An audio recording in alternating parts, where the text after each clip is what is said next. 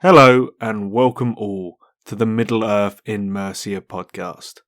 Episode 12. If in doubt, always follow your nose.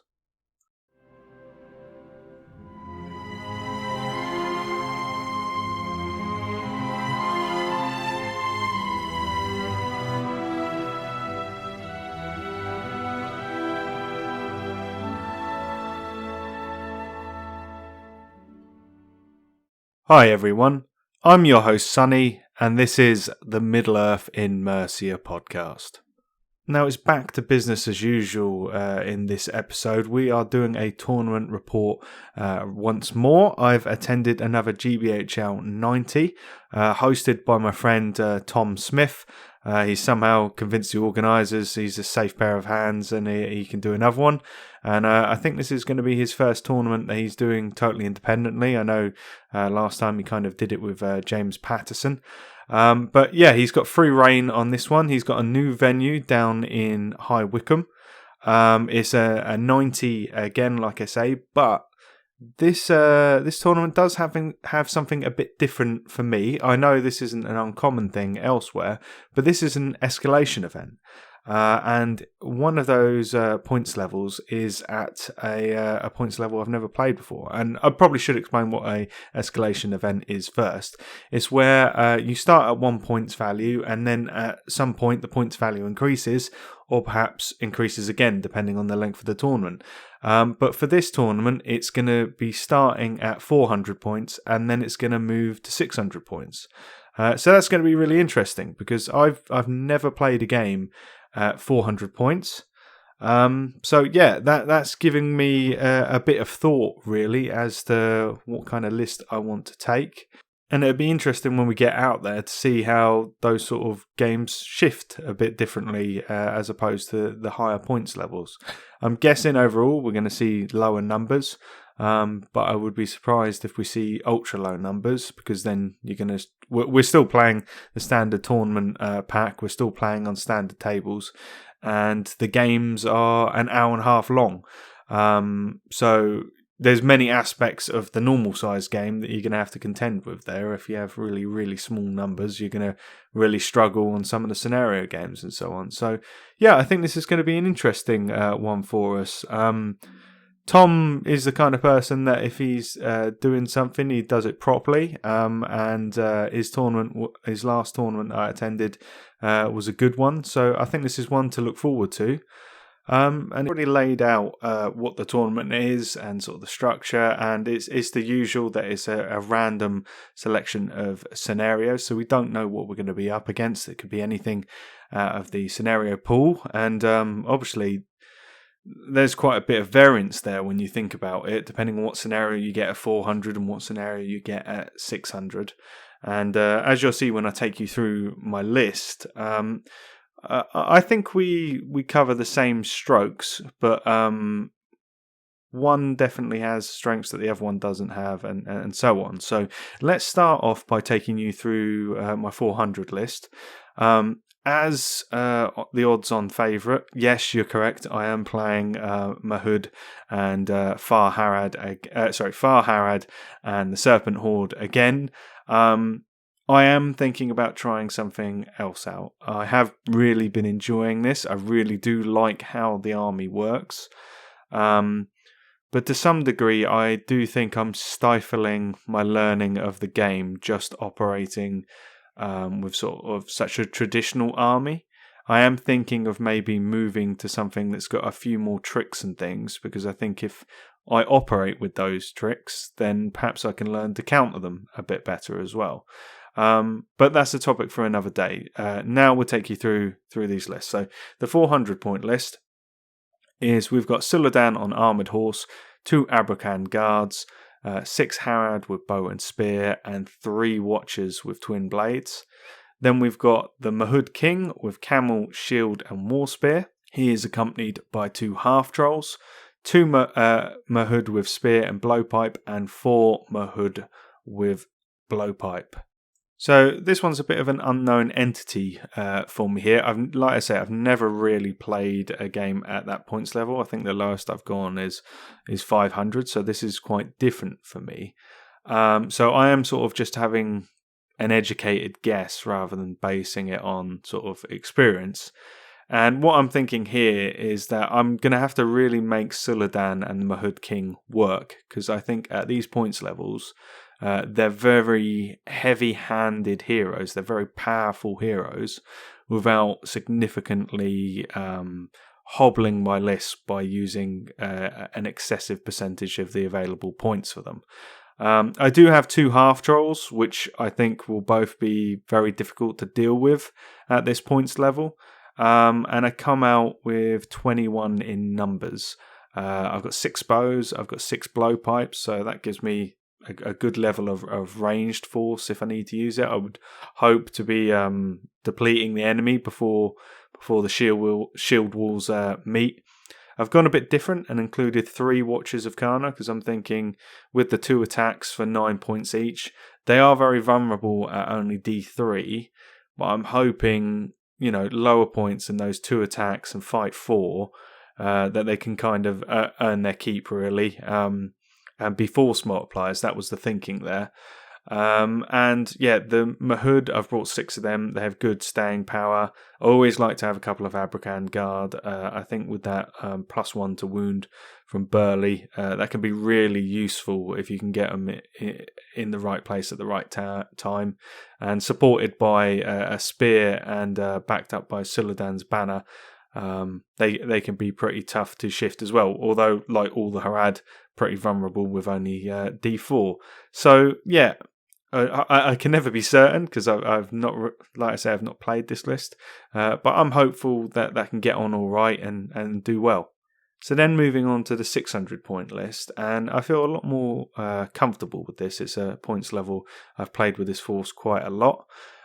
So what we've gone for is Suladan on Armoured Horse, 6 Abrakan Guard, 3 Watchers with Twin Blades, 3 Harad with Bow, 6 Harad with Bow and Spear, and then we've got the Mahud King with Camel, Shield and War Spear. We have 5 Half Trolls, 2 Mahud Raiders with War Spear and Blowpipe, and then 2 Mahud Raiders with War Spear. We then have 2 Mahud Spears with Blowpipe and 4 Mahud with Blowpipe, making for a total of 35 models. Now, I won't go over this too much because this is very similar to lists I've played before, but I have made a few adjustments there in terms of how many spears I'm bringing. I've taken a couple of blowpipes off the Mahud Raiders. I've got an extra Watcher of Karna.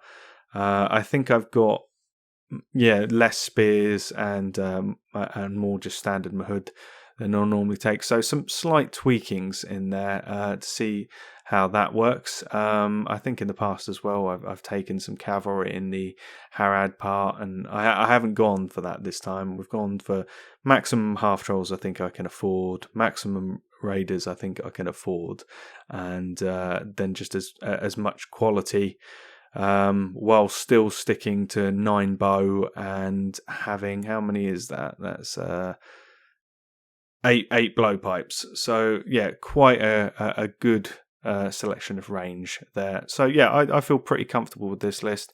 I've done well with variants of this list before. So, I am hoping to perform strongly in the afternoon with it. I think it's something like 32 people attending the tournament. So, it's going to be hot competition. If you lose a game, it's probably unlikely that you're going to win the tournament or podium. So yeah, if I want to do well, it's going to be a hard climb, really.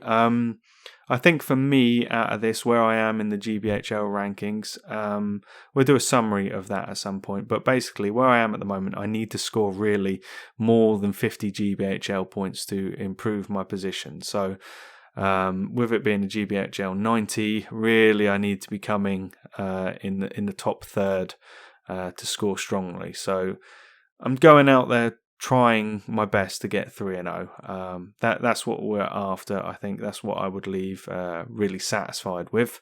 But we'll have to see.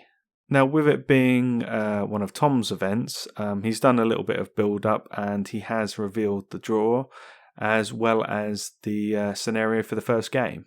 And my first game will be Bold Ground against a chap called Rob Mackey, who is playing Mordor and Serpent Horde Alliance, but at 400 points, he's only playing the Mordor contingent.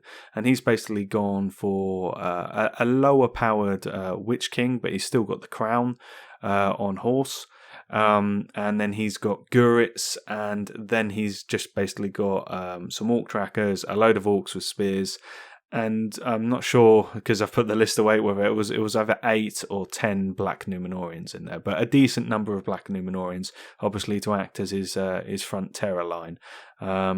So, I mean, I'm feeling fairly confident about this matchup, really. The only thing that concerns me is if he's playing as a really switched-on player and he stops my king consistently getting into combat so that the half-trolls can't charge. I think the half-trolls, other than the Witch King, if he plays him well, obviously I've only got 2 half-trolls, but unless he plays the Witch King really well and gets into them and is striking up and things like that, I think those half-trolls will absolutely rip his front line apart.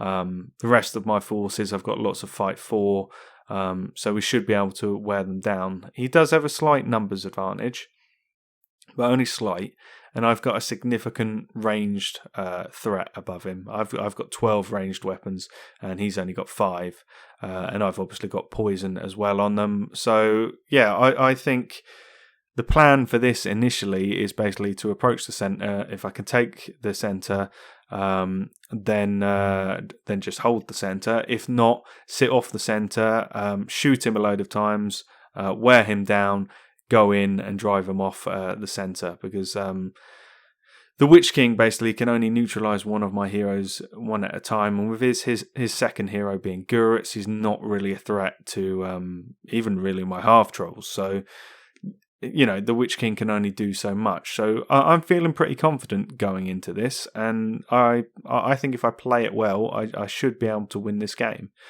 But we'll have to see. I've not played Rob before, so we'll have to see what tricks he has up his sleeve. The other thing to sort of consider in Hold Ground is obviously that this is a Maelstrom deployment. And Maelstrom always seems to go absolutely perfect for me or absolutely terribly. So we'll have to see how we get on with that. But anyway, off to the tournament. Wish me luck. And the next time you'll hear from me, I'll be reporting on how we got on in game 1. So I arrived in High Wycombe fairly early. I was a bit nervous about being late because it's a bit further than I normally travel for a one-day event. But it did take me about an hour 20 to get there. I do have to say that going into High Wycombe, they have a lot of very confusing roundabouts, at least to my sat-nav anyway. There were a couple I had to go round more than once. But we got there with plenty of time, allowed me to sort of stock up on a coffee from the McDonald's and psych myself up for my first game, say hello to the familiar faces, and get ready, really. And Rob turned up, and he was a really nice guy.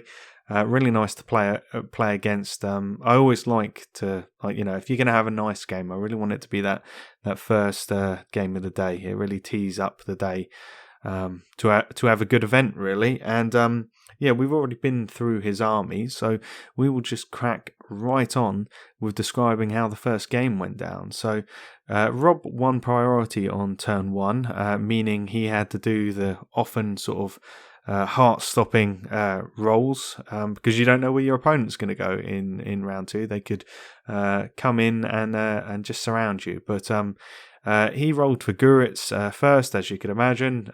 With his +1, he was able to bring him on where he wanted, and then when he was on the board, that allowed that benefit to be transferred to the Witch King's warband. So Rob wound up being able to bring all of his troops on one side of the board. We sort of had lots of rocky outcrops on the map we were on, and he sort of set them up behind a bit that had a bit of obscuring cover on his way to the centre ground. I then, however, in my turn, wasn't as fortunate. So I rolled for the king, and that came off quite well. And I was able to just set up on the board edge opposite Rob. So really, I wanted to try and set up Suladan's warband either near or relatively near, somewhere I could march and catch up with him, really. And I rolled really poorly. I got a 2, which I think is probably the worst result I could have got. Because if you got a 1, I would just leave it be. If you got a 3, then it's just miting it up 1 point to go where you want to go, and it's not that bad.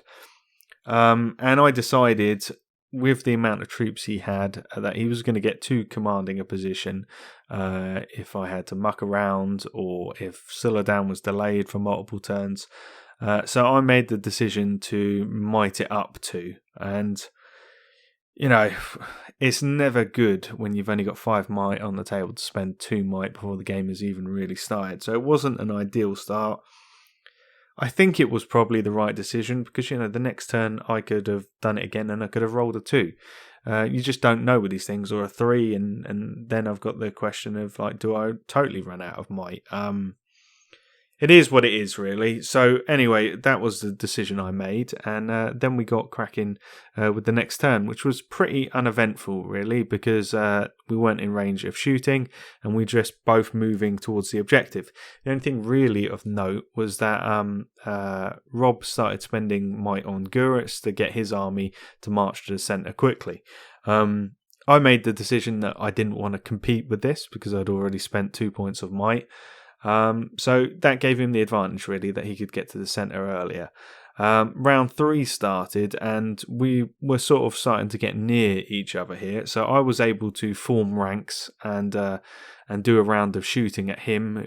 He had marched again towards the centre.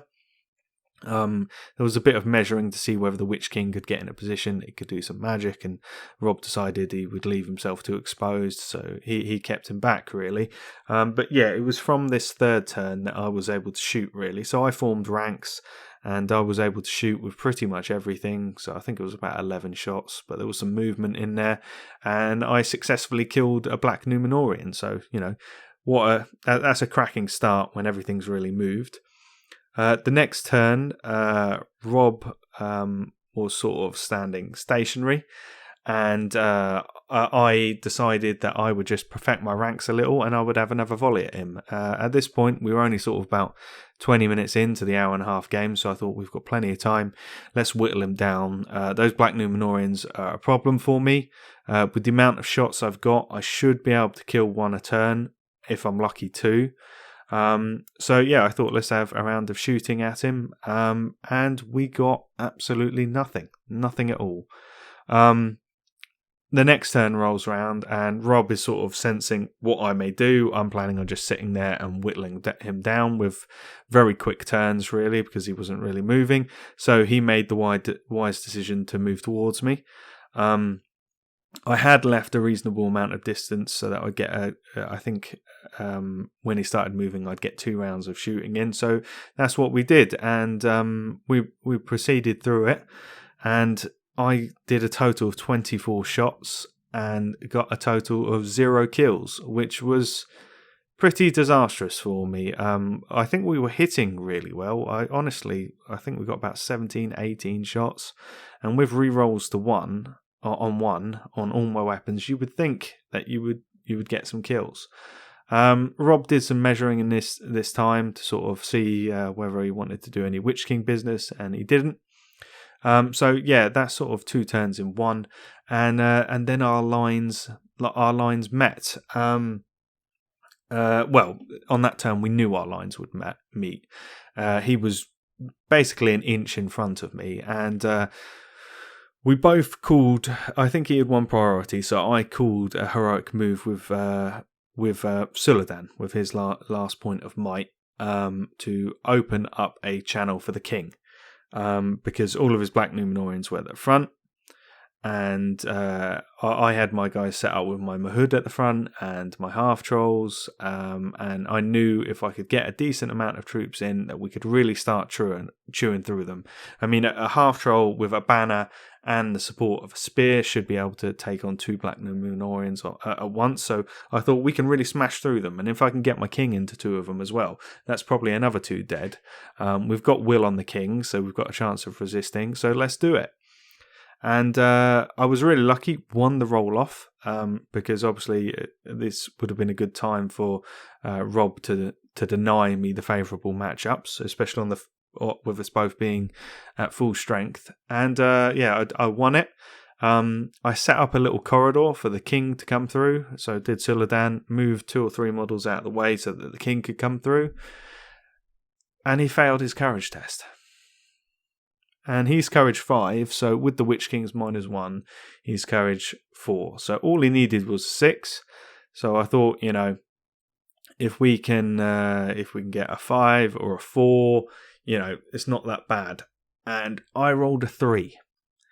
Absolutely disastrous, meaning that I would have to use all my will, and it comes with 2 will and a point of might. So 2 will, leaving me totally vulnerable to the Witch King, and a point of might, which would have left me with 1 might on the table. And I decided that was too high of a price to pay. And I think in hindsight, it was probably the wrong decision, because it had such a big effect on the game. My line was like in disarray because I had this big chunk that I just had to try and fill, where the king should have been charging through on his camel.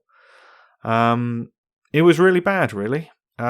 So I made the best of it that I could. I sent the half trolls onto the flanks because I thought their terror might give me a bit of extra protection there. And then Rob let me have it, really. And he chose good, favourable matchups. And he sent Guritz round to the side, which I do think was a bit of a mistake, as you'll see later on. It did leave him very vulnerable, because you could move like the half trolls around there, and you could move fairly freely. In that first round, Rob did fairly good.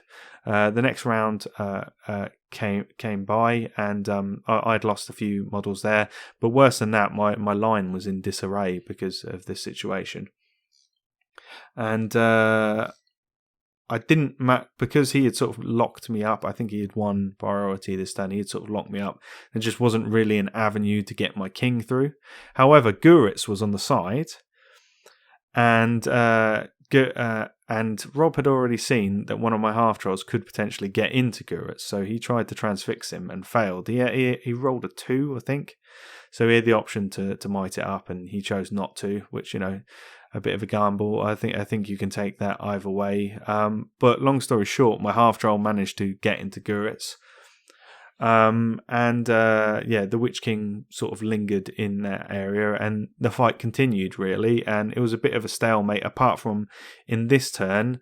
The half troll and friends basically did manage to just one-shot Guritz. Not that impressive, but a good thing to be happening for my army. So I thought, I've now got 2 heroes. Yeah, I'm down on might, but I've just taken one of his might off the table. Let's see where it goes. And just really the courage thing really stopped, like having to take the courage tests on having so many Mahud. It just really stopped me progressing, and I just really couldn't seem to get the king in. And he really was sort of getting on top of me, and he used the Witch King very effectively, something I hadn't quite perceived he would use as well, but he used him as a very effective combat hero, and managed to kill both of my half trolls with him. And at this point, my forces were looking pretty depleted, and I was a bit worried, but I still had Suladan, I still had the king. But because things were a bit thinner, I did manage to get people into the right places. And he took out my king's camel, which was a big loss because of the mobility. But I did manage to get the king into the Witch King. And I managed to get Suladan into 2 people, and I managed to get charges off because of the Fearless. At this point, I think there were only about 2 Mahud kicking around. I had more Harad, which wasn't the way I wanted it to be because of the Fearless, because of the terror thing.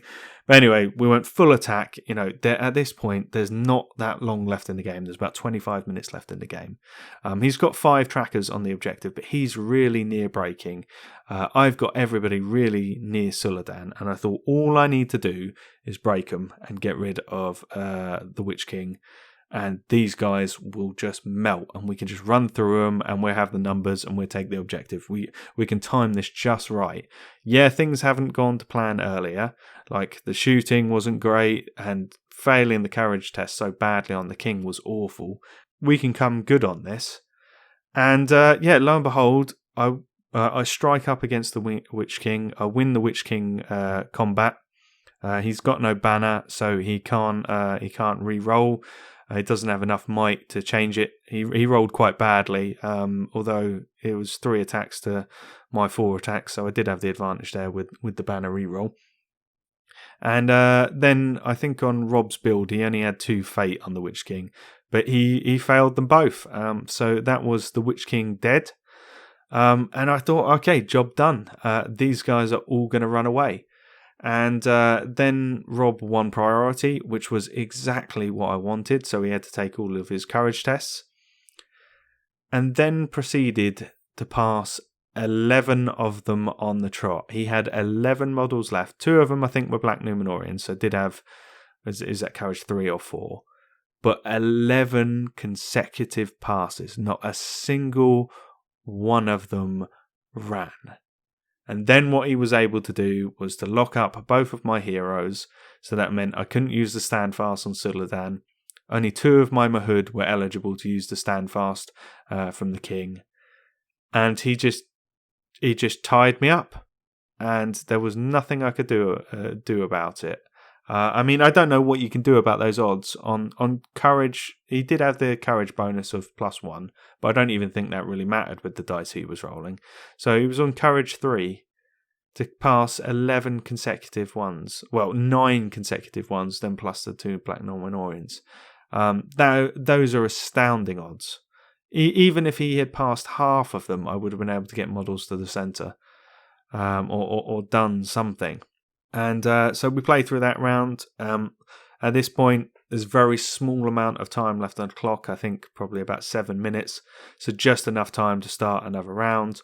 But because forces were broken, we rolled a dice to see whether the game ended on a 1 or a 2. And it rolled a 2. And I can't really complain about the 2 roll. That is the game. That's the risk you take when you play the late game on hold ground. But those courage tests, man, those courage tests.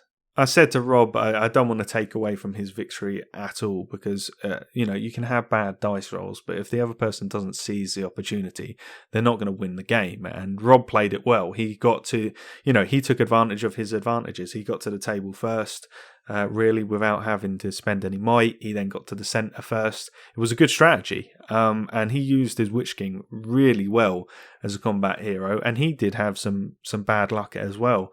With the Witch King just getting one-shotted by the king without even a trap going on. But with how things went down with the Maelstrom, with the fact that I did 35 shots and out of them killed 1 Black Numenorian, that's not a good way to start the game. But the one that kills it for me is failing the Mahud King's courage test so badly. Not just failing it, but failing it so badly. So that it was basically a no-win scenario if I decided to use the resources to overcome it. So congratulations to Rob. He was a lovely bloke to play first thing in the morning, and a well-deserved victory on his part. He played a good game. But for me, I don't think there was really a lot for me to learn from this, other than, sometimes those hard choices are going to wind up being very important, and I think I did the best I could under the circumstances I was offered. I don't think there's a lot for me to learn from this game. I don't think I could have played it massively different once the Maelstrom deployment sort of was rolled out. Things just didn't go my way, and the plan didn't pan out. I think I would still do it again. I think the only thing I would maybe change is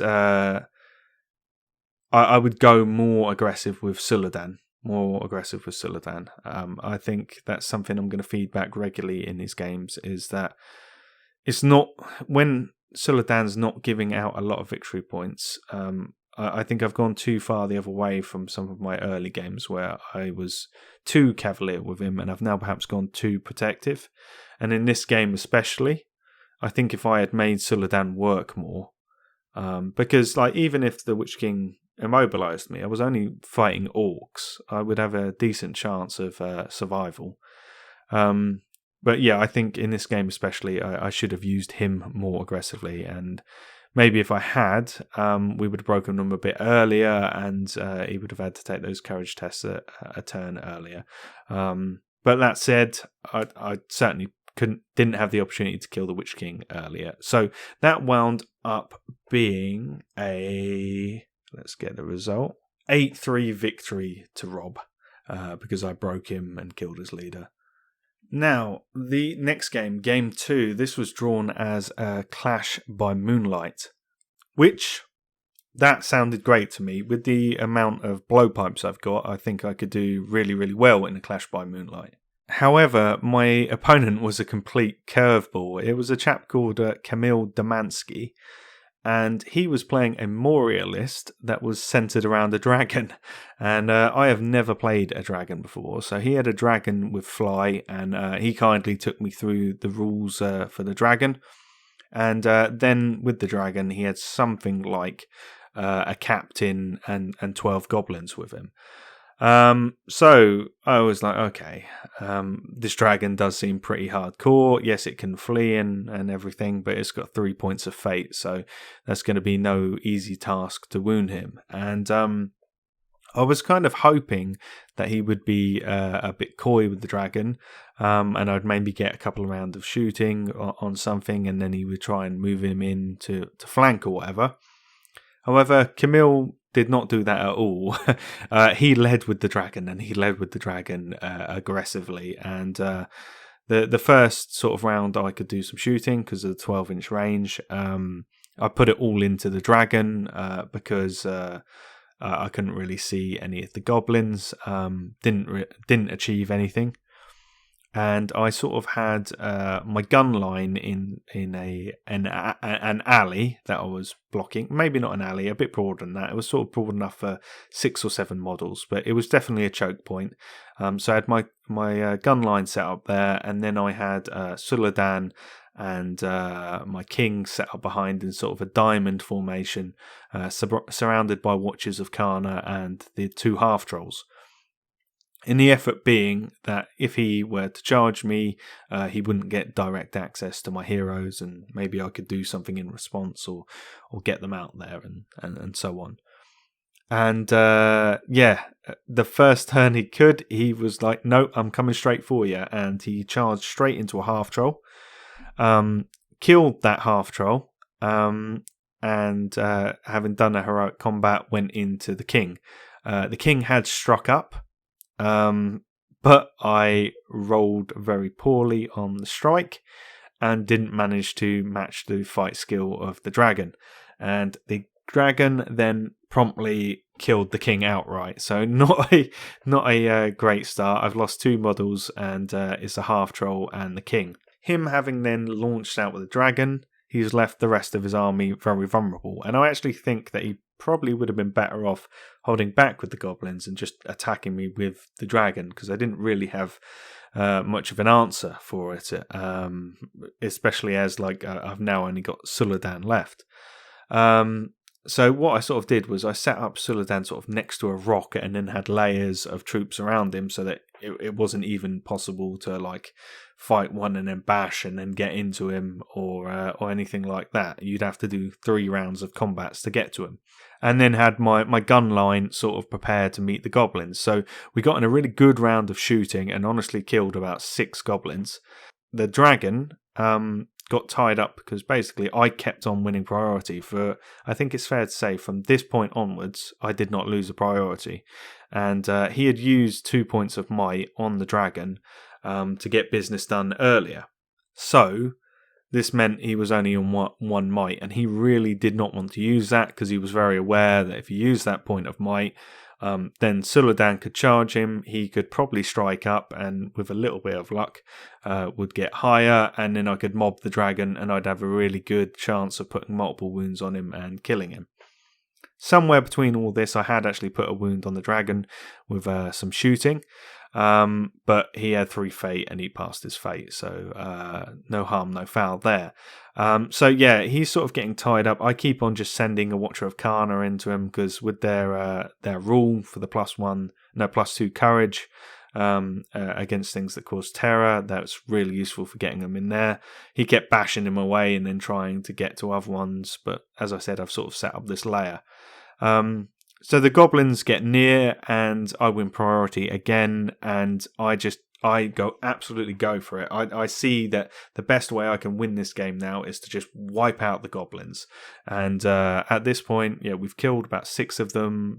So, we're talking about 7 or 8 goblins. Really not a lot at this point. And I get my remaining half-troll into them. I get Suladan into them. And I just get everything really, and leave about 4 or so models sort of staggered to delay the dragon if he wants to do some bashing or some heroic combats or whatever, so that he can't get involved. And just basically I win priority again, and through 2 rounds of combats I do heroic combats with Suladan just to increase the kill count. I kill his captain. I think I kill everything apart from 1 goblin, so there's just 1 goblin and the dragon left, and then the game ended. So quite a short battle report. It was a very short game, to be honest. I think I wound up with about an hour left of the hour 30. But it was a fun game against Camille. Against these big monsters, sometimes it can be a bit of a difficult and tense game, but Camille really seemed like he was there for a good time with his dragon, and he was a nice guy to play against. He had a really nice army. And one thing I should point out is that what Tom was doing during this tournament was he was actually doing spot prizes. He'd moved on from his bingo, and it was just basically there's 1 thing per round. The first person to do it gets a spot prize of £10 for a voucher. And Camille had won the first round.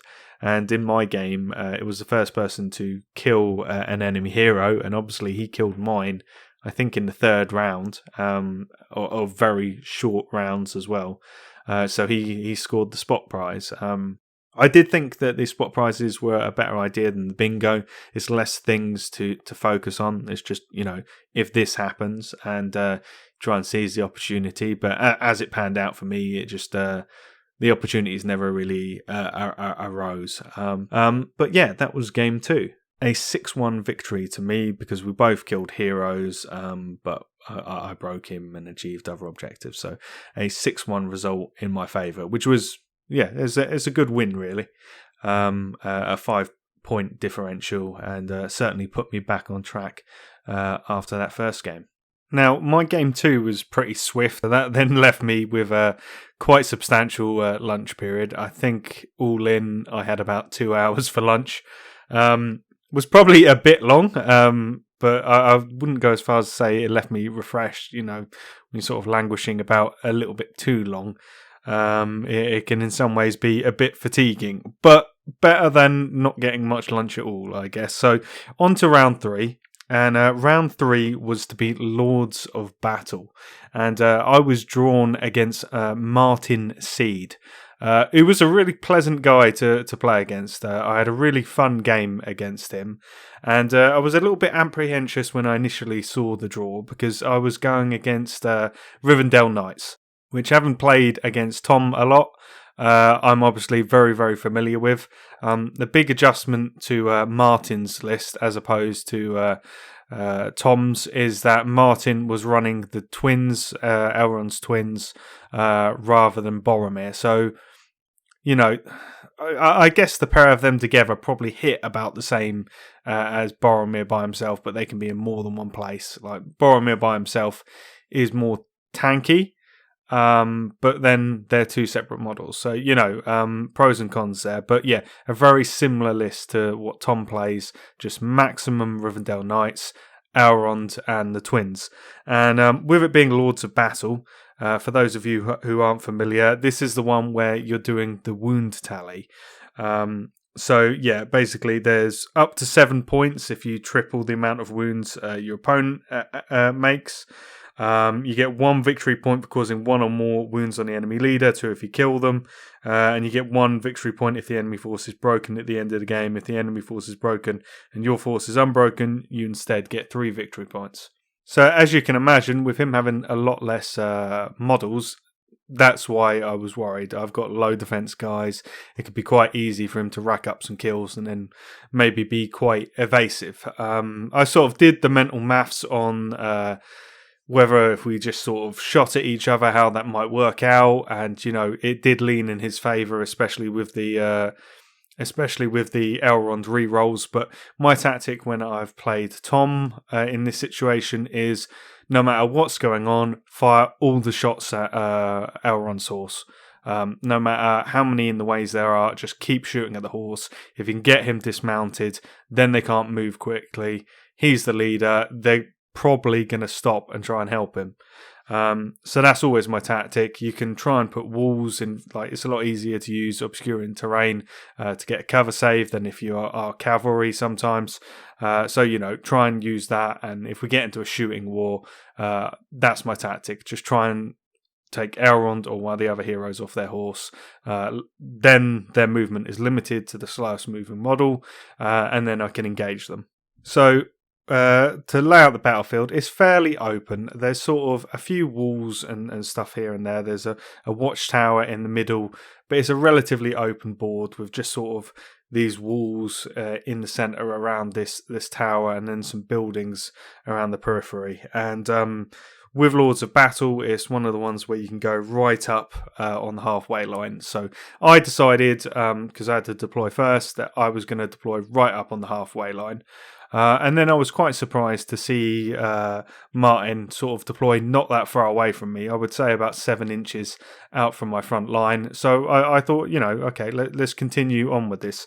Because my thought pattern initially of putting my force out there was, I'm not going to sit at the back and give him the whole table to wander around. At least if I go up on the halfway line, I am restricting his movement in some way. If he wants to go round me to get around me, I'm going to get a lot of, that's going to be heavily signposted, because he's going to have to travel a third of the map in width to get round me. So restricting the movement because they are hypermobile. So I form up the rest of my line. I've got a little bit around the tower because I'm very aware with his cavalry, he's got enough movement, they can loop it round. So, and then on the other side, I've got a wall. So I figure these are quite good. I've sort of got like a battle line between the tower and the wall. And my thinking being, I've got like the tower as a bit of a pin. And I've got some reserve troops holding that down.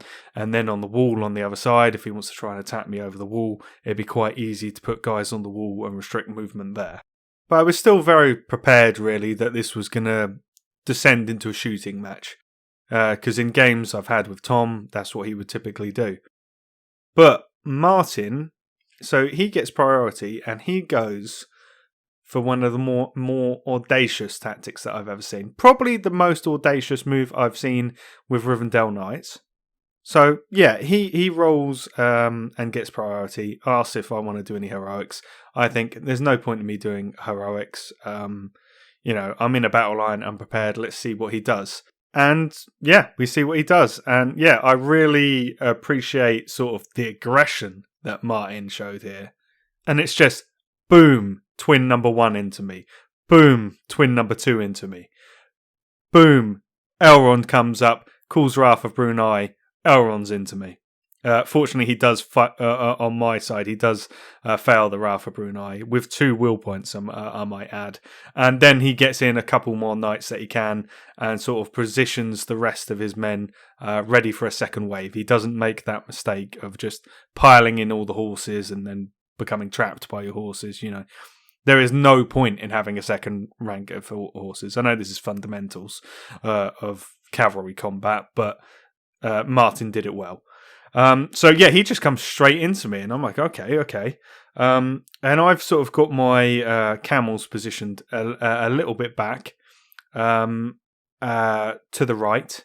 So I see that I see this happen, and I move them up so that next turn I can hopefully get a charge off. I've got my king. I've got some I've got all 4 camels there. There's not really much I can do in the centre. He's fully engaged the front lines.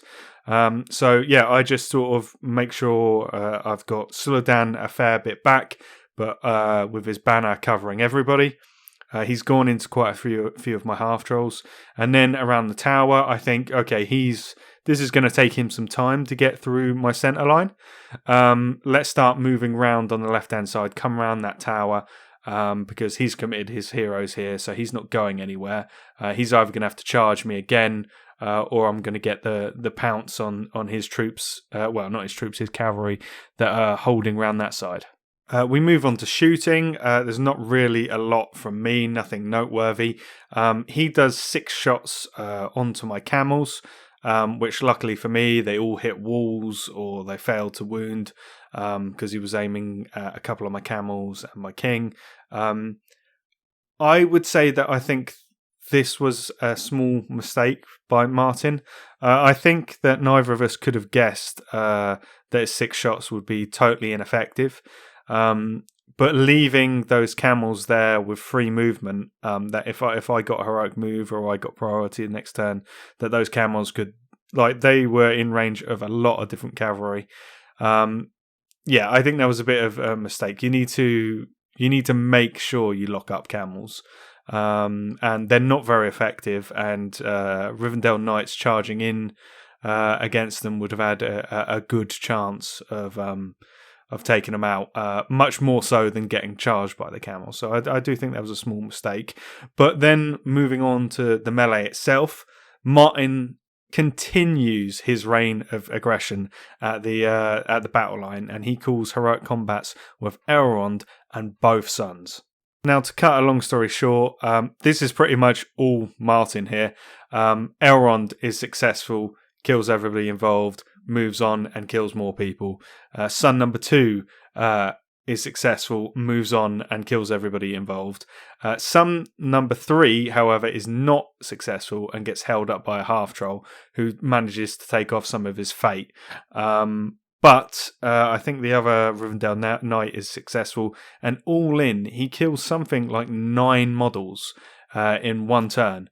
Which I'm playing with 35, so going from 35 down to 26, that was, that's quite a knock. And I think he did kill a half troll as well. So yeah, he did have to use 3 points of might to do it, but a massive shift there, huge. Nearly taking out a third of my numbers in one turn, really made a big difference, and gave him a real fighting chance in this game.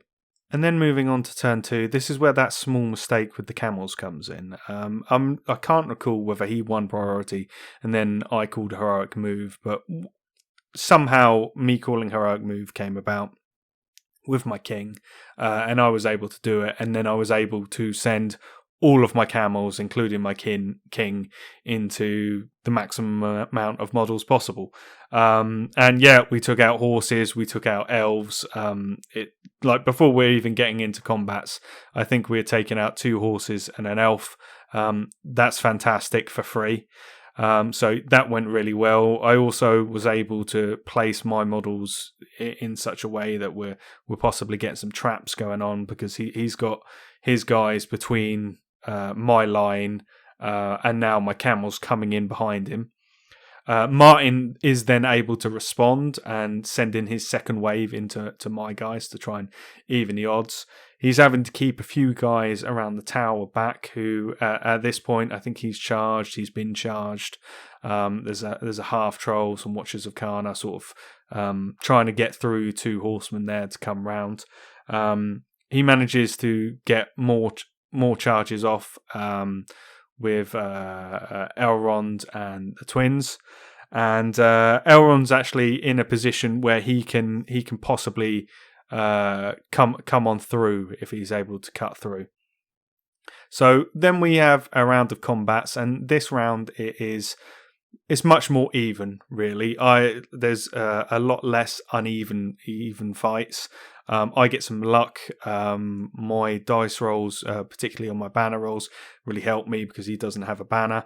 I should have mentioned earlier, he does get a successful Wrath of Brunei off with Elrond, so some people are on the ground. That's not ideal. But luckily I do win, I think, most of those combats, and the guys get up, but obviously I'm not able to strike blows. So a little bit of a stalemate. I'm taking out some elves here. He's taking out some of my guys. I'm still thinking, this is looking really risky. Elrond is being very successful, and he's cutting through the line. Really, he's basically got through my battle line in 2 turns at this point, and he's looking like he can go for Suladan. But if he does, he's going to really overstretch him. That's sort of how it is. That Elrond has really broken through, and if he wants to go for Suladan, he's more or less going to have to do it by himself. And my retaliation is obviously going to play some factor in there. So we get to turn 3, and by this point he has been using a lot of might. I think he's gone from, is it 3 might you get on each of the twins, but he's gone from having like 9 might on the table down to sort of 3. I've only really used 1, so somehow I'm actually in possession of more might at this point. And he does do it. He sends Elrond through to try and get that killing blow on Suladan. And in the ensuing, these sort of turns sort of blur in my mind a little bit. But the long and short of it is that Elrond gets cut off from the rest of his forces. It's just turning into an absolute maelstrom. One of the twins is having real success. One of the twins just can't seem to roll well. My king is doing all right, but somewhere in there he loses his camel and it gets killed. My other camels are still successfully managing to get off charges, and they're really being able to take out horses. And it's somewhere in here that it clicks in my mind that obviously the horses count as tally points, and I had just been killing them incidentally up to this point.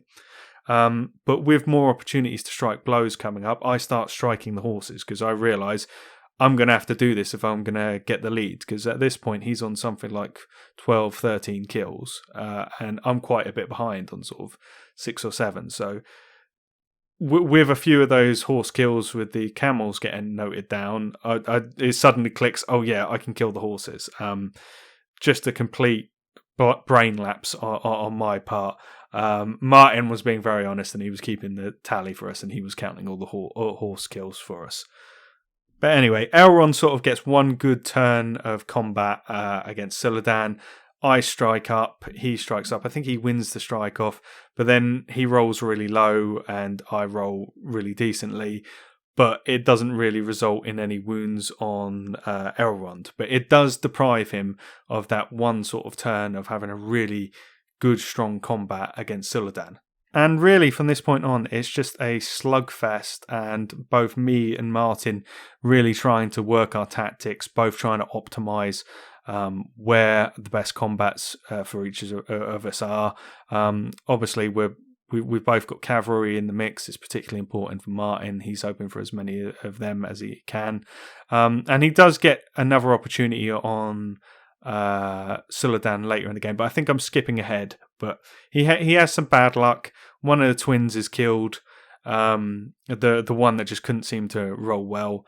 Elrond loses a couple of his fate points and his horse, leaving him a bit more vulnerable. And the melee is carrying on. My king is being fairly ineffective considering his stats, but my troops are really coming back, and they're really benefiting from Suladan's 6-inch banner. I really can't overstate how much that banner helped me against the elves' superior fight skill. It really, really did keep me in this game.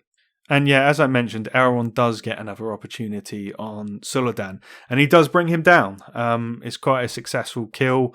I think he takes a number of wounds off him just in one go, and there's nothing I can do about it. But at this point, things have sort of shifted in my favour. I now quite solidly am outnumbering the elves in a number of combats, and I've still got some cavalry left, so there's not really any escape for Elrond on foot. So the slug off just continues. And another one of Elrond's sons falls, who he's gone berserk at this point. He's trying to get to the half troll that's killed his brother. But as things shift in my favour, I'm able to more and more be like, all right, I want to strike the horse before I try and kill the rider, and so on. That helps me take the lead, and eventually Elrond is standing alone. I can't actually recall. I think we did finish it. And Aaron died, or it was very close. There was one or two models left on the table. Yeah, I think looking. Yeah, I think looking at the points, we must have killed Elrond. So it wound up being an 8-2 victory to myself. Martin managed to get 2 points for killing Suladan. I then got 5 victory points for having a greater tally. For having twice as large a tally as my opponent. I got 2 victory points for killing the leader, and I got 1 victory point if the enemy force is broken at the end of the game. Actually, looking at that, it looks like it probably should have been 8-3 because I'm pretty sure I was broken as well. So apologies, Martin, there. I think you've been slightly done out of 1 victory point. I think it probably should have been 8-3, but we totaled it as 8-2. So that's a little bit of a mistake. Sorry about that, Martin. But don't let the victory points tally fool you there. 8-2 sounds fairly conclusive, but this really was a hard-won fight. And, I spoke to Martin afterwards and he said, obviously I could have held back and I could have shot. That's more sort of the traditional tactic to see how that goes with Rivendell Knights. But he wanted to play it a bit different. And as different strategies go, I thought he made a really, really good go of this. I mean, literally, I think maybe his only mistake was putting that twin into. I think he put him into 2 half trolls in the first combat. That's very risky when you don't have a banner if the rolls don't come off. And I think that really slowed down the assault. At the same time, I know if he had put a Rivendell Knight into him, odds on they would have probably died, but. Maybe that twin would have been better going around the side and working on some more soft targets. I think locking up the camels would have made a big difference as well. That allowed me to be retaliatory and really allowed me to get in a strong attack and delay that second wave getting into my infantry. I really think this could have gone Martin's way. I think those minor things that I've mentioned there could have made a big difference. But a lot of it just came down to the dice. And at a certain point, when you've got cavalry versus infantry, if you're just able to mob the cavalry, it's only going to end one way. Elrond had really gone make or break. It made for maybe there could have been a few things Martin could have done differently, but I do have to say he gave us a great game for us to both enjoy. Like, it was very cinematic. Just Elrond going in there, kicking ass and taking names and breaking on through to try and take out Suladan. It was a really cool game. And that first turn, just taking out 9 models in one go from like 3 guys. It definitely had me worried. What I'm trying to say is, Martin didn't go with the traditional tactic, but this was not a throwaway game. He very much was playing to win and could have won this. And from my point of view, it made for a really thrilling and cinematic game.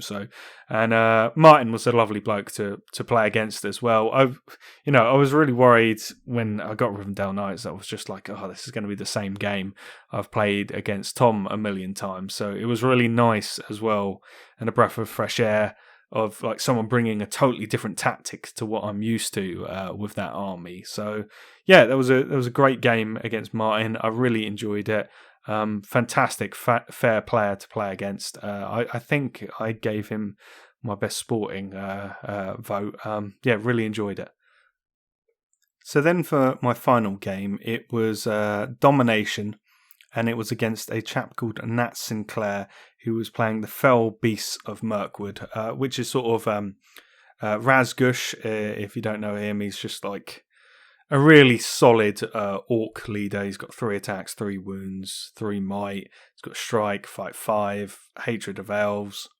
And what this list allows you to take is just basically a bunch of orcs in all their various variations, and you can also take the Spider Queen and some spiders if you wish. Now, the Spider Queen I've never played against before. Everything else in the list I'm more or less familiar with. I've played it in various armies, but I've never played the Spider Queen. I was very aware that she was a spider, she was a monster, and I didn't know whether she had any special powers or whatever. But I said to Nat at the beginning, like, with respect, I've never played this army before. Can you run me through all their special rules and what they can do? And he did his best to give me a crash course on it.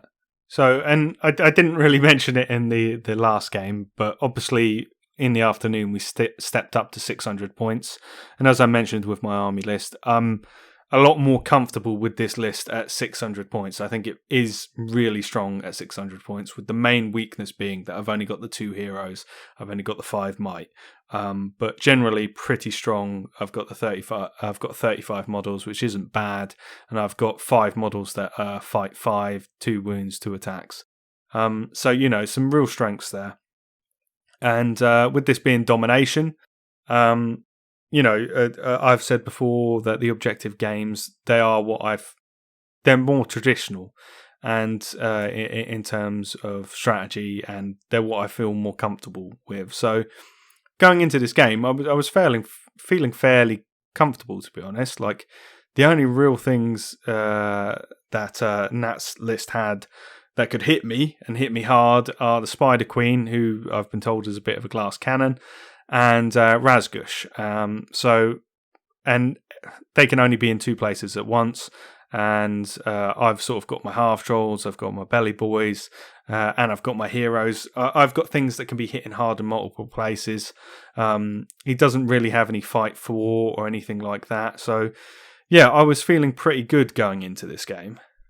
But I have to say, I was on the whole just really disappointed with how I played this game.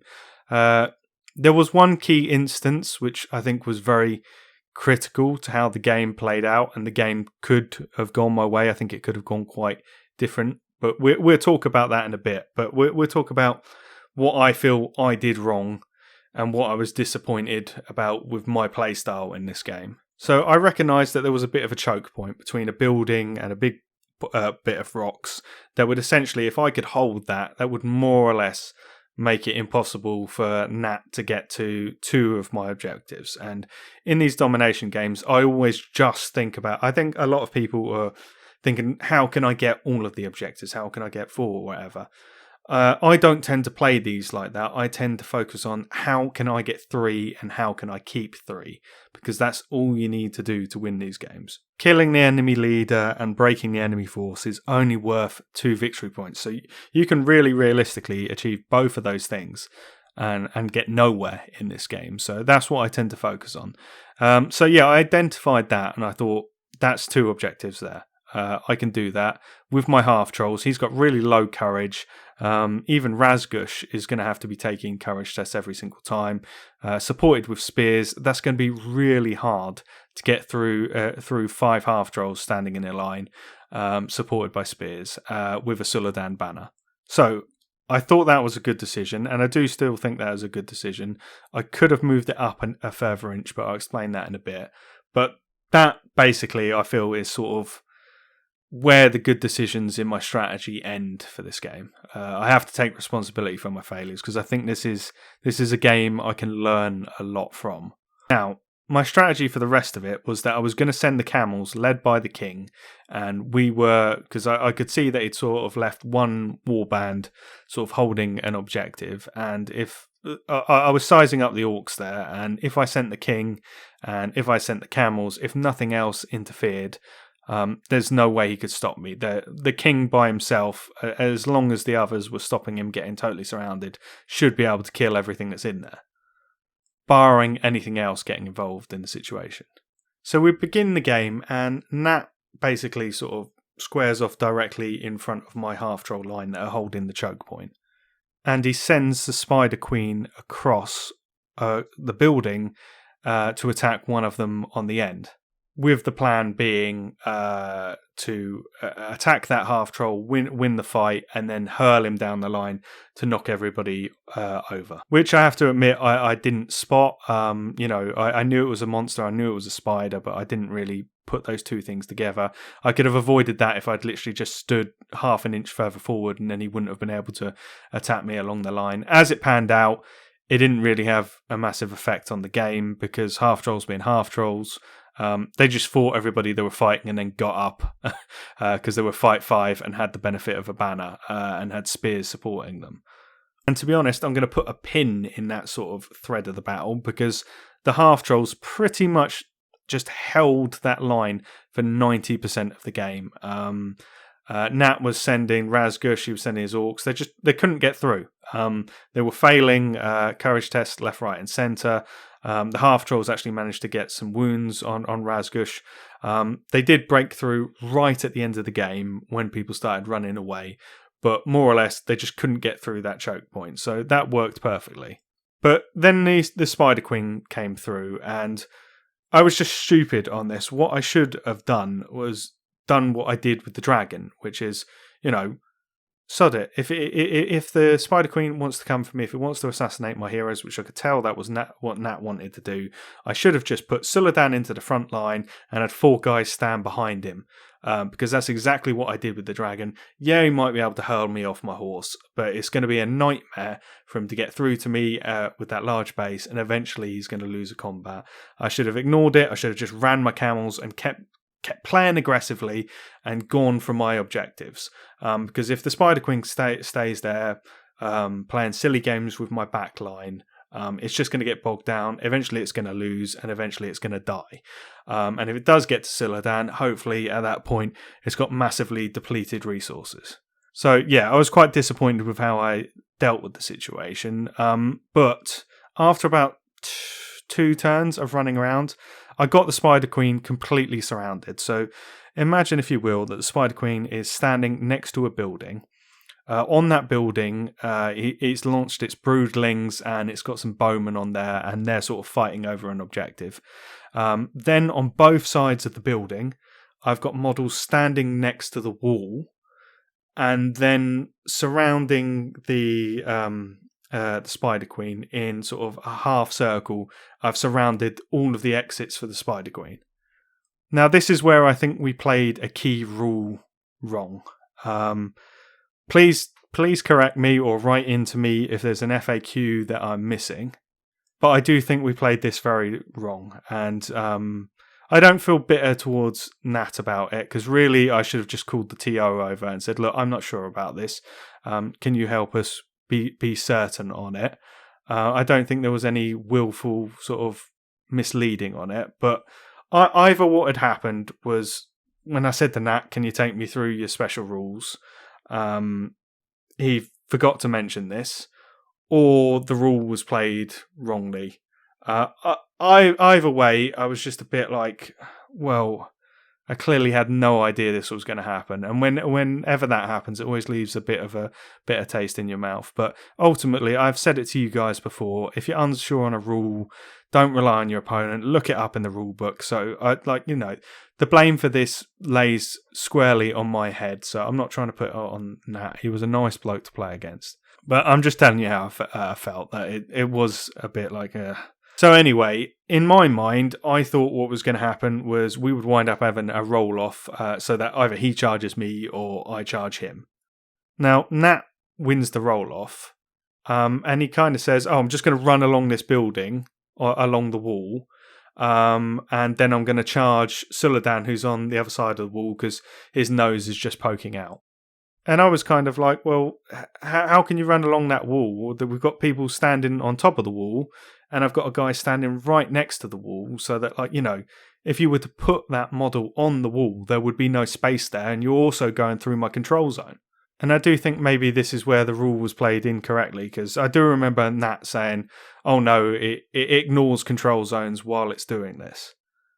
But, with this sort of having been in question, the first thing I did when I got home, look up the rule, and from what I can see, I can't remember what the rule is called, but the spider rule that allows you to move the way they move, it allows you to ignore terrain. It doesn't say that you can move through models. It doesn't say that you can ignore control zones. So from the rules as written that I've seen, that's not what it does, and he shouldn't have been able to move out of my ring of steel and just completely surprise Suladan and then go on to one turn kill him, from the rules as I've read them since leaving. Now, I have never played the Spider Queen before or used the Spider Queen before, so this is currently the interpretation of the rules I now have and how I would look out for it in future. But Nat seemed like a good guy to me. I don't think he was willfully trying to mislead me.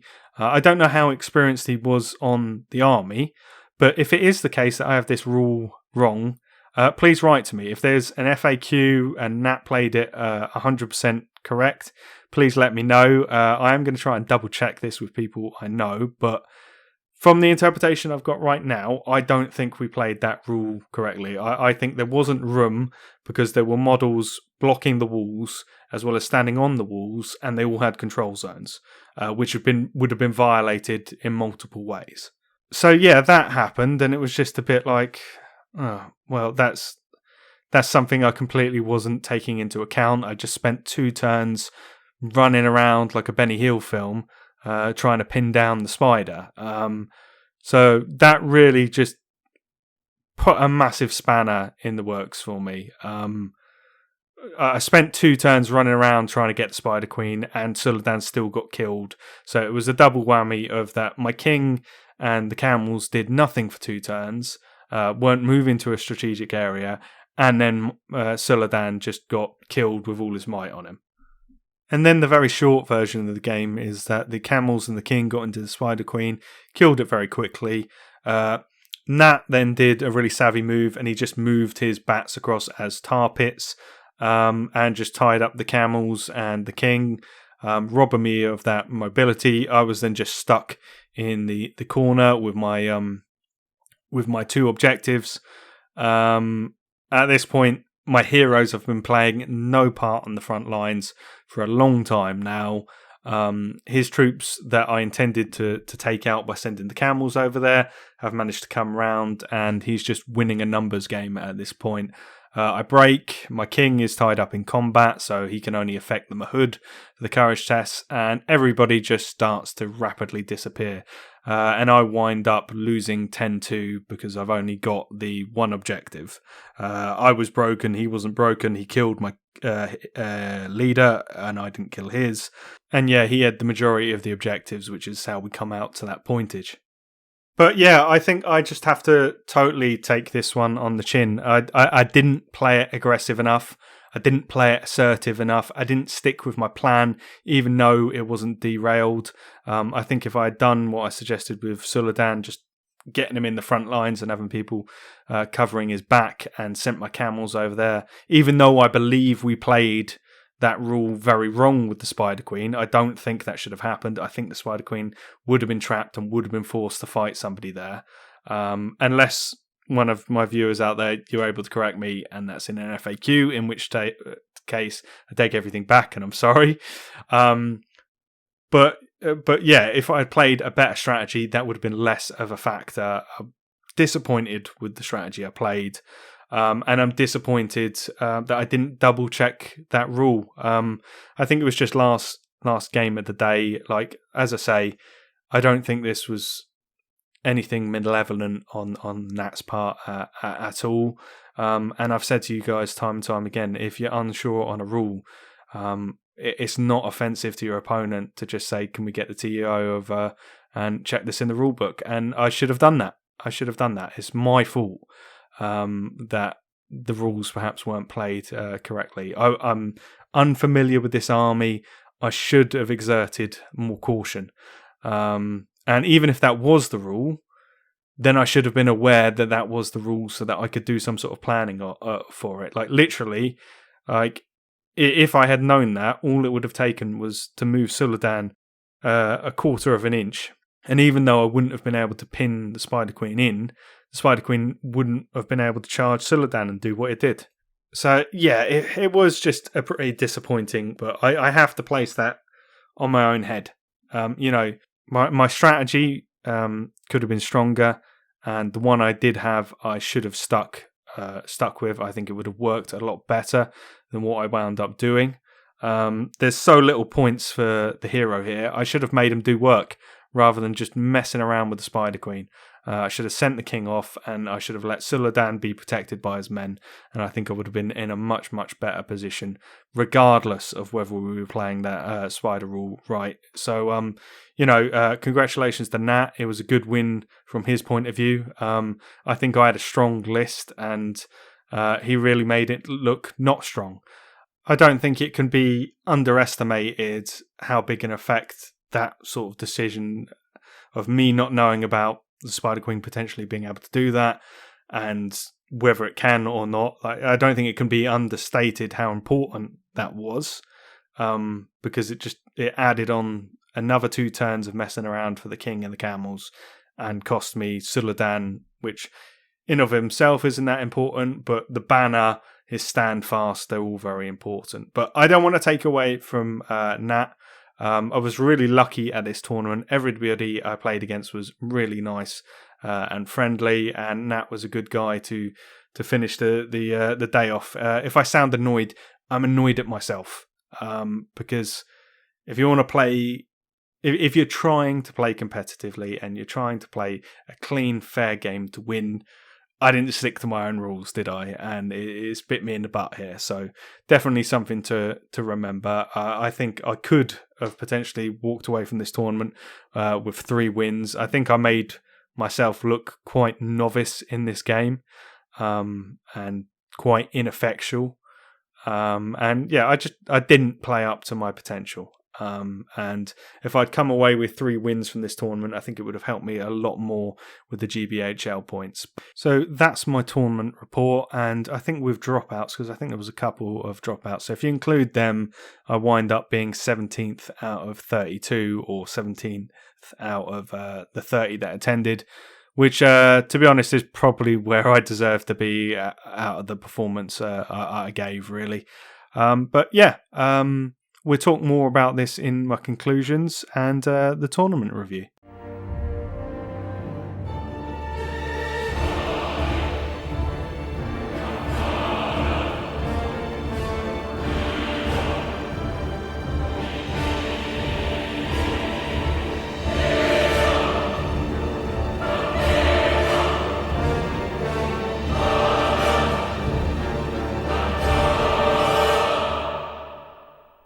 So, on to the tournament review, and I think this one is going to be relatively concise and probably a little bit boring, because Thomas Smith, Tom, who was the TEO for this, as you may recall, I attended his first ever hosted tournament, which was Nobody Tosses a Dwarf.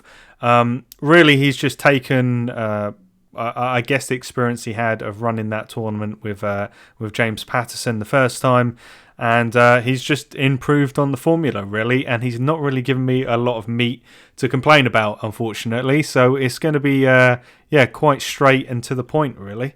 So, as regular listeners will be aware, I do my tournament reviews based on 5 different metrics. The first one being communication, timings and organisation. The next one being location. The next one being rules pack and tables. The 4th factor being cost, awards and prizes. And then the final category being sort of extra factors. So that's just an opportunity for our gut feeling of, everything, how it weighs up, if it's a cost-effective tournament, taking that into consideration, real value for money, the whole picture. So yeah, and our scoring system really it should weigh, I guess, with 5 being the average, but most tournaments are above average, I would say. So really, our sort of average score can be taken as 6 or a 7, and then looking at an 8 and a 9 being very, very good, and then a 10 being absolutely exceptional. I don't think we've really given out too many 10s, but yeah, if you're getting 7, 8, 9, it's a very good score and tends to be a recommendation. With a 6 and a 5 can probably do with some work, and anything below a 5, really, we sort of felt that was somewhat lacking at the tournament. And as ever, I think I've said it in every single tournament review we've done, here at the Middle-earth in Mercia podcast, we are incredibly thankful to our tournament organisers, and our tournament reviews are intended as positive feedback so TOs can improve, and in no way knocking their efforts, which we are incredibly thankful to be able to attend these events that they run so successfully. Now we've got the particulars out of the way, let's move on to the actual review itself. So, as I think you can expect from any tournament that Tom runs, communications, timing and organisation were impeccable and on point. He did a draw, I can't remember if it was the night before or the day before, for the scenario, and then did an actual pre-draw. He did wind up having to rerun it just due to some dropouts and some people being caught on the train. But yeah, it added to a bit of a build-up. It gave us some food for thought on the drive down there because we knew what we were facing. Tournament pack was nice and clear and let everybody know what's what. There was, again, good information on where we could park and the immediate area. As far as I could tell, everything ran to time. The only thing on timings that I might mention was it felt like it suddenly wrapped up. I'm not sure everybody had got their votes in for best sporting and stuff because games just suddenly ended and then the awards were happening. But Tom did say that was because the actual winner of the event, he needed to get off, so it was a bit of a rock and a hard place there. But yeah, I think that Tom did a really good job. He felt totally in control. There was never any confusion about when things were happening. He was using long shanks again, and that was used really effectively. I think really on communication, timings and organisation, it's quite a hard category to get those 9 or a 10. I think really you'd have to be going super hard on sort of really building up the event for me to be thinking about giving a 9 or a 10, or maybe just being very, very hyper present and really feeling as the TO sort of part of the event more so than just sort of those key times when you're announcing things. So probably a quite difficult thing to achieve. I think Tom really has done absolutely everything you could expect out of these categories. Just a really well-run event. I think that is part of Tom's character. And it's something that you could probably expect to be characteristic of any tournaments he hosts in the future. So I can't actually recall what I gave him for Nobody Tosses a Dwarf, but scoring is done in isolation about how we're feeling about each particular tournament.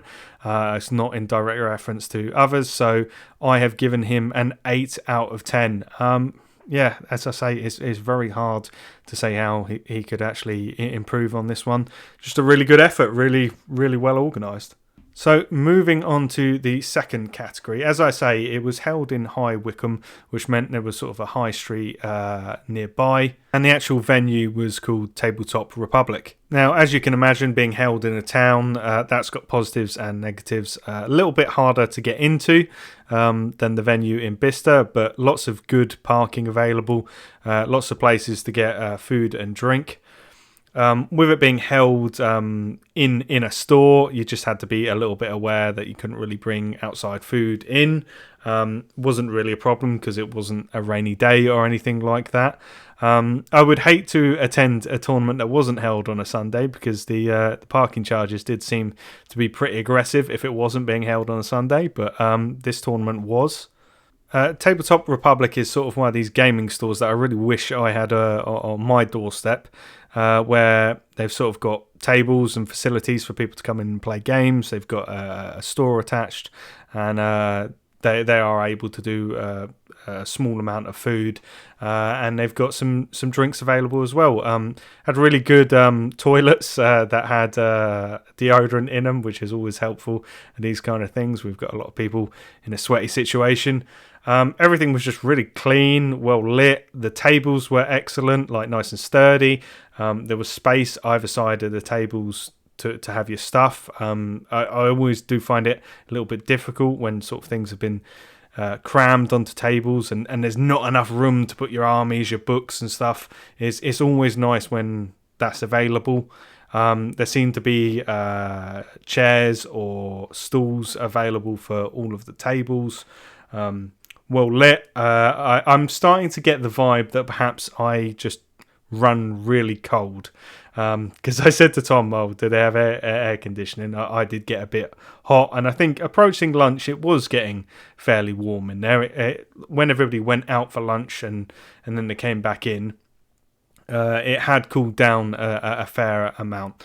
But he did tell me they do actually have air conditioning for the summer months. I think I just run very cold. It was a bit warm for me, but they didn't have it on, so that's something that would be good for the summer. And yeah, it was just a really pleasant environment. It's like I've been to a few places that have the same advantages of having like lots of space for the tables and good seating and things like that, but they don't have any windows and there's no natural light. And yeah, it's nice to feel like you're playing in a well ventilated, well lit place. It's just a pleasant place to play your games. And yeah, I on the whole thought it was a really good venue. I'm impressed that for the price point, it could be held there. I thought it was really good value for money, and definitely a nice place to hold a tournament. For me, High Wycombe is probably right on the edge of how far I want to travel for a one-dayer. It's not so bad when you're driving out there to the event, but it's a bit of a bummer when you're driving back. You just want to get home. But that's for me personally, so not really something to take into account for the scoring. So for location, I've given it an 8 out of 10. And again, it's one of those scores where I really think to get that 9 or a 10, you're going to have to look at doing something quite exceptional. It's going to have to be something special, something real value for money, or just having something that other places don't. So yeah, that's a really good score. A great location for a tournament. And yeah, if I can personally bear the drive, I would definitely attend again. Now, onto the rules pack and tables. I have touched on the tables a little bit already, my bad, but we'll incorporate that into this section. I don't know whether Tom took on my comments or whether it was just general feedback, but in this section, I really feel like just everything that was said about nobody tosses a dwarf was just taken on board, really. The bingo is gone. It's replaced with a simple first person to do this, nice and simple. I'm starting to think maybe I just don't have the brain capacity to be keeping these things in mind because I didn't tend to follow it. But it was nice to see, as I mentioned earlier, people that were lower down the rankings winning those spot prizes. I think that's exactly what they're intended for, is to give people that maybe aren't having the most successful day something to aim for and a bit of enjoyment sprinkled throughout the day. I thought that was great. It was a really good improvement. I think if you're going to have those kind of things, that's exactly the way to do it. I really like, I know Tom didn't invent escalation, but I've not attended one of these events before, and I think it really added something different. I think it brought out armies that you don't necessarily see all the time. I think it disincentivized most of the legendary legions because of that 400 being so restrictive. It makes it hard for a lot of legions to operate at that point. So yeah, that was a real breath of fresh air, and I would definitely attend one of these again. I think Tom had already made it pretty clear at his last event that his policy on dice down, but that was absolutely crystal clear. Again, I think that is always very useful to have. The last thing you want is for it to be ambiguous and you're playing for time, and then somebody says you've got to play another round. You think you're playing one game, and then suddenly you're playing another game. So I think having that beyond all doubt is an excellent thing to have. Again, operating a dice down policy, we've spoken about that in the past, so we won't again. Everybody has their preference on that, but I think the most important thing for me is for it to just be very clear. On the tables, it was a good mix of terrain. I know at Nobody Tosses a Dwarf, there was sort of these centerpiece tables, and for me that felt a little bit out of place because it was a GBHL 90 and the majority of people were there for a competitive day, not quite a GBHL 100. And the tables, I think, were spot on for a GBHL 90. They were balanced, they were fair, there was decent variation. One thing I would say is I think I played on the same table twice. So maybe that option to not play on the same table was forgotten on Longshanks.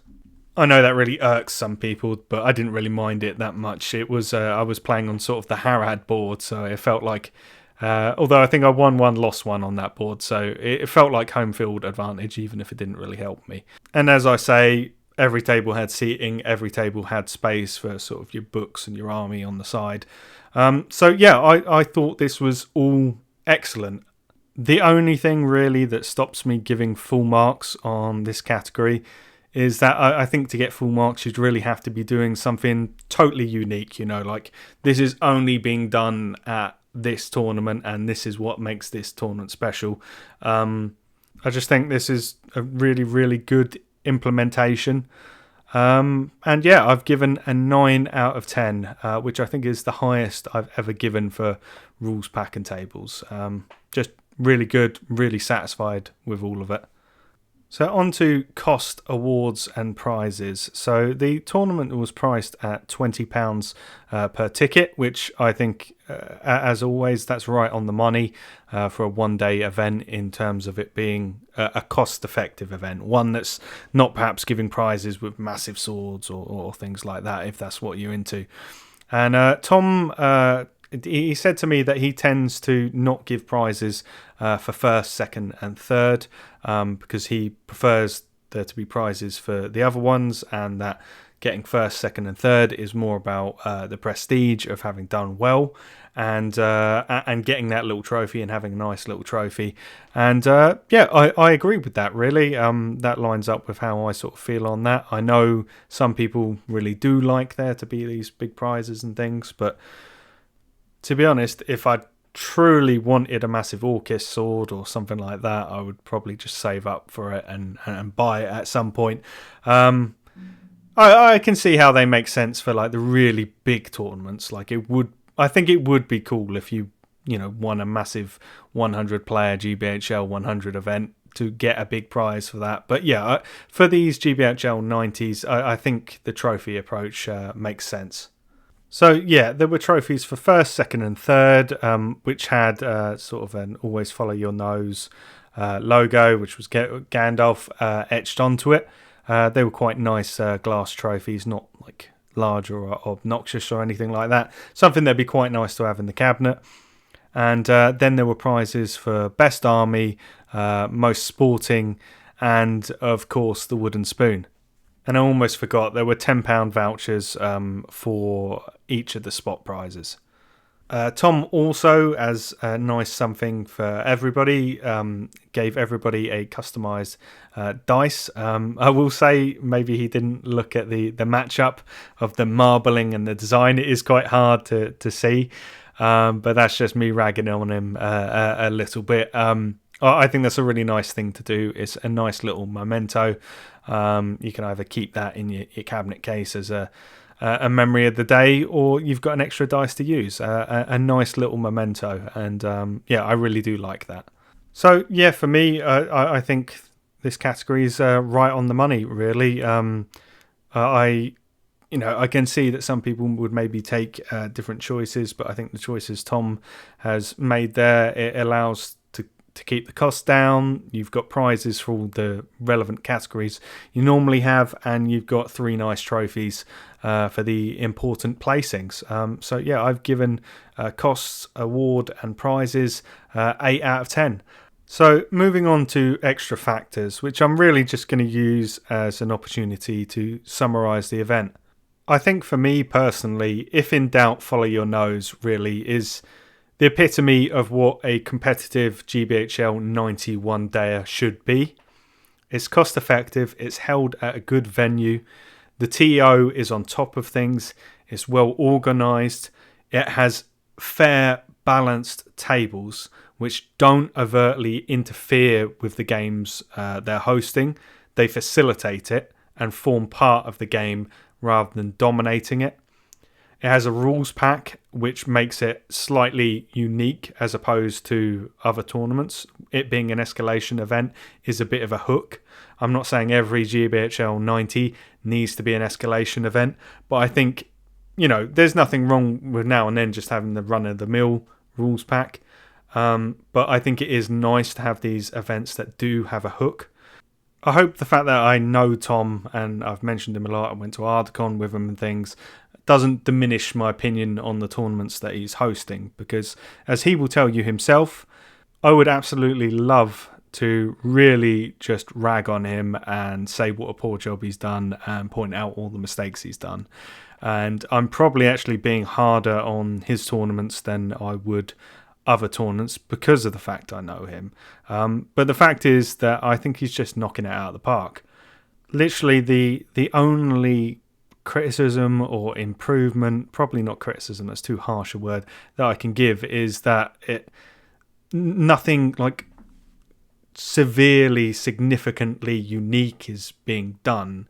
He's just taking established things that are ideas already in the tournament community and implementing them really, really well.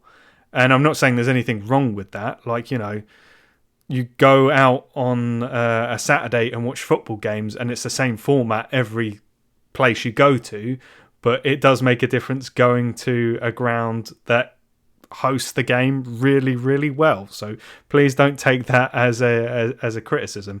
I'm just saying, to go beyond this point, you really do need to be doing something totally unique. And that is to not take away from the achievement in of itself. I think it'd be really interesting in future if Tom has the inclination and is given approval to host a GBHL 100 event in the future. I think that would be a really good event. I think you probably have to draft in a few more hands to facilitate the numbers involved with doing one of those. But I think it would be really interesting to see what he does with a tournament like that. But I, for one, personally hope that he continues to host GBHL 90s because these really feel like a sweet spot between the hyper competition of a GBHL 100 and the relaxed attitude of an 80. And I, for one, selfishly hope he continues to just keep hosting GBHL 91 days. And I will definitely be keeping a lookout in my calendar next year to attend more of them. I highly recommend that you do the same. And for that reason, I've given him in extra factors. I think I gave him this last time, but I've given him a 9 out of 10, which comes out as a 8.4 out of 10 overall. And yeah, just because of the way averages work, to do much better than this, you're really going to have to do exceptionally well. So this is the highest of recommendations. I really would recommend just keeping an eye on the GBHL Facebook page, and when one of these events drops hosted by Tom, that you pick up a ticket. Hopefully not too quickly, because I know the Middle Earth and Mercia gang will be looking to attend these events again next year.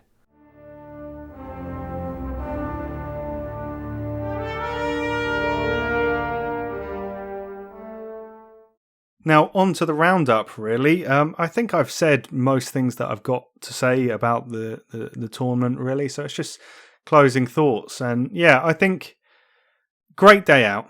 Definitely great day out. Really enjoyed it. Other than that, I think it was just one of those for me. I just wasn't on form. And I think I need... I hadn't really played that many games in the run-up to it. And I also think that I need to take a step back, and I think I need to look at how I'm playing some of these games, particularly versus how perhaps I'm playing when I'm not at a tournament to how I'm playing when I am there. I think when I've been playing practice games, because there's nothing on the line, I tend to play in a much more relaxed and aggressive manner that makes it a lot more difficult for my opponent. And I know, I'm playing a force that it has strengths and weaknesses, and that's why I really like this list. I think, like, when you're looking at things like the Dragon Emperor, and I'm not saying I'll never play that, but I think when you're looking at something like that, it doesn't have any obvious drawbacks, whereas mine has some real strengths and some real weaknesses, much like a real army. I like that. I like the fact that this is a straightforward army with some strengths and some weaknesses. And that's not to say I don't want to play some of these quirky armies. I don't want to play like Witch King and be doing magic and stuff. I do want to move on to doing that at tournaments in the future. I'm just saying I like the way this army operates. And I feel that one of the strengths is its hitting power, and I don't know why when I'm getting home in the evening after some of these tournaments and I'm thinking, why was I playing conservatively? That isn't how the army plays. And I think I need to go out to this next tournament if I'm going to be using this army again, and I need to get back to that. I think it's a bit strange, really, because I've definitely learned and I've definitely grown as a player, and my knowledge of different armies and things is growing, and the lists I haven't played against is getting smaller and smaller. Yet I can look back how I played at Grantham at the beginning of the year, and I went out there and I played aggressively, and it paid off for me, and then I've not really replicated that since. I think too many times I've been looking at unfamiliar armies and I haven't taken the time to be like, right, let's get the rule book out and look at it, and then played with confidence and played aggressively. I've just been like, oh, there's a Spider Queen there, I'm going to play conservatively, and then I use up half the game time, and then there's no time for me to get to the objective, and it's stupid. I'm also sort of coming round to the idea of I'm forgetting how I crafted this army. Like, I've got the 6 blowpipes and I've got the 9 bows or whatever, and that gives me good range.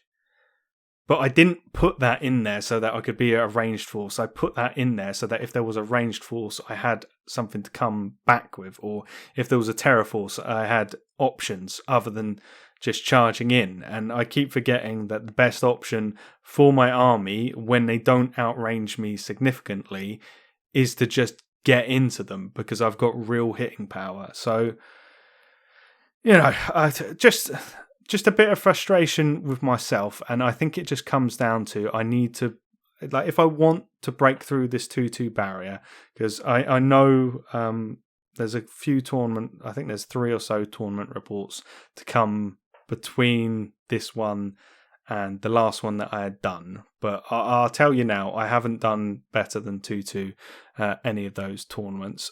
There's still lessons learned that would be interesting to go through, so hopefully it doesn't spoil them too much. But I really am at this sort of wall with these events of 2-2 and breaking through that. And I think if I'm going to do that, because at the point where you've got 2 wins at a GBHL 90 event, the person looking for that 3rd win that you're against is probably a good player with a good list.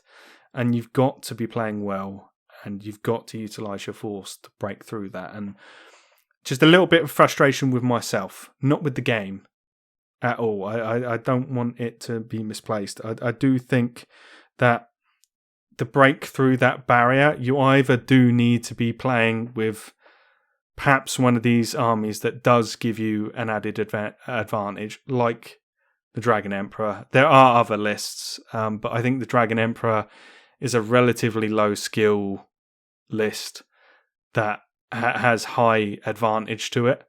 So I think that can give you an edge in them. But if you're like me and you're playing one of these lists which has real strengths and weaknesses, you need to be playing to your strengths, because you're going to be playing a competent player and they will take advantage of your weaknesses, I guess is what I'm saying. So that's kind of where my mind is off the back of this tournament, just in terms of improving my play. And when I say I'm frustrated, it's just because I feel that I can do better and I am capable of better. But at the same time, this is part of what is making this journey really interesting for me. I'm saying I'm frustrated, but I am really enjoying it. And I know when the payoff comes, I know when I have that tournament where I do get that 3rd win, or maybe do better, that the reward is going to be massive. And I look forward to that, and I'm going to keep plugging away.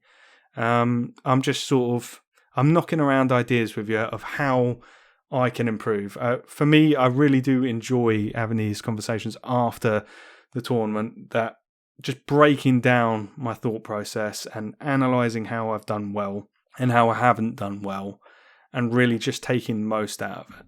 And I assume that's interesting for you guys too, because you keep turning up and listening to it. Now, stepping away from sort of my thoughts about how I'm doing in terms of my competitive style of play, there was something else that happened at the tournament. So I've told you I came 17th. Along with, obviously having a great day out, having 4 great sportsmanlike opponents, I did win an award despite my lowly 17th place. And that was for Best Army. And yeah, it completely came out of the blue. Don't get me wrong, I have put a lot of effort into my Harad force. I've done a lot of freehand on Suladan's banner, which I think for me is of a really good quality. On my Far Harad, I haven't just sort of painted them, I've done war paint on them and things like that. They've got loads of little extra decorations on them and stuff, and I think the bases I've made for them are the best Lord of the Rings bases I've done. I can't really take too much credit for it because I more or less just bought the Geek Gaming Scenic stuff and some flowers and some extra things on there, and then just sort of followed tutorials on YouTube to do them. But I do think that the army looks really good, and I'm personally really happy with it. But you go to so many of these events and there's just absolutely exceptionally painted forces there, but I know this was for Best Army rather than Best Painted, so that should be noted. But it was nice just really for that effort to be recognised. Absolutely made my day. Tom came over and just said to me, "Oh, can you try and make sure you get a good photo of your army?" And I was like, "Why?" And he told me, "Oh, you've won Best Army." And I was completely shocked because I don't think I've ever particularly done well in it, but there must have just been a group of people there that really appreciated a Far Harad and Harad Alliance, some fans of Evil Men. And so thank you to everybody that attended the event and voted for my army. I really appreciate it. I'm going to treasure that award, really. I can now say it's an award-winning army, much to the disdain, as you can imagine, of Nash, who I'm going to repeat that to probably 1,000 times. But no, genuinely, really chuffed. Did not expect that. And, it's always nice when somebody says, "Oh, I like this about your army." They've taken notice of it, because we do put so much love and effort into it. So, this feels like the ultimate version of that. So really was chuffed. Now, at this point in the podcast, sometimes I would give an update or a topic of discussion or go over a bit of news. And there has been a few updates on some of the things we've spoken about, and there has been a few bits of news happening in the community. But being as we sort of allow news and community discussion to be the whole of the content of the last episode, I'm quite happy to just leave this one as a tournament review for you all, and we'll catch up on sort of the topics of the day, any developments and news in the community, maybe in the next episode. So that's all I have for you for this episode. As always, it's been an absolute pleasure discussing my adventures in the world of the Middle-earth strategy battle game. Thank you to the TO and everybody that helped out with the tournament. Thank you to my opponents. Thank you for listening. I hope you all find some time for the hobby and get to roll some dice with friends between the next time we speak. That's all from me. Until next time, cheers.